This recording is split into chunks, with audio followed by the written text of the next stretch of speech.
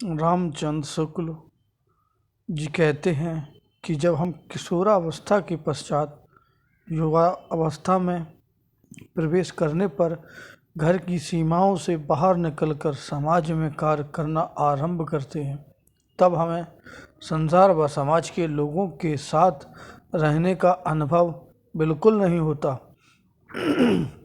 हमें दुनियादारी की बिल्कुल समझ नहीं होती।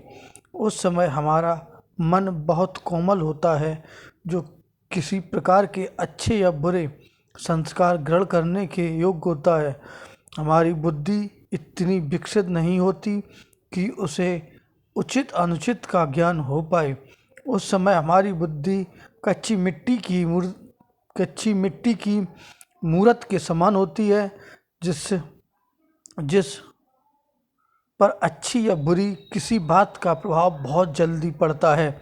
उस समय हम जैसे स्वभाव के लोगों के संपर्क में आते हैं, उनके विचारों का हमारे मन पर वैसा ही प्रभाव पड़ता है।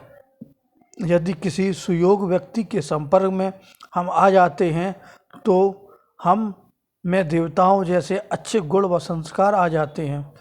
यदि किसी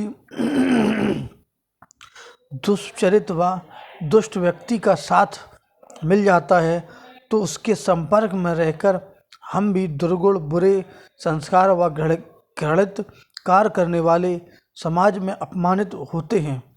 ऐसे समय में ही हमें एक सच्चे मित्र की आवश्यकता होती है, जो हमें सही मार्ग दिखाकर हमारे चरित्र व व्यक्तित्व को निखार दे। कि हम यदि ऐसे लोगों की संगत में रहने लग जाते हैं जिनकी इच्छा शक्ति हमसे प्रबल होती है तथा वह अधिक दृढ़ निश्चय वाले होते हैं, तब हम उनके सामने कुछ भी बोल नहीं पाते और उन्हीं के विचारों व आदर्शों पर चुपचाप चलना पड़ता है। उनकी अच्छी व बुरी सभी बातों को हम बिना विरोध के मानना पड़ता है। फलस्वरूप हम कमज़ोर पड़ जाते हैं तथा हमारी सोचने समझने की शक्ति व कार्य क्षमता घटती जाती है तथा दूसरे और जो लोग हमसे कमज़ोर इच्छा शक्ति वाले हैं, उनका साथ देना दृढ़ इच्छा शक्ति वालों के साथ रहने से भी अधिक बुरा व हानिकारक है, क्योंकि वे हमेशा हमारी बात को ही ऊपर रखते हैं, हमेशा हमारी बातों को ही महत्व देते हैं, हमारी किसी भी बात का वे विरोध नहीं करते। ऐसे में सहयोग व विरोध के अभाव में हमारा व्यक्तित्व भी दब जाता है, अतः वे किसी प्रकार भी हमारा सहारा नहीं बन सकते।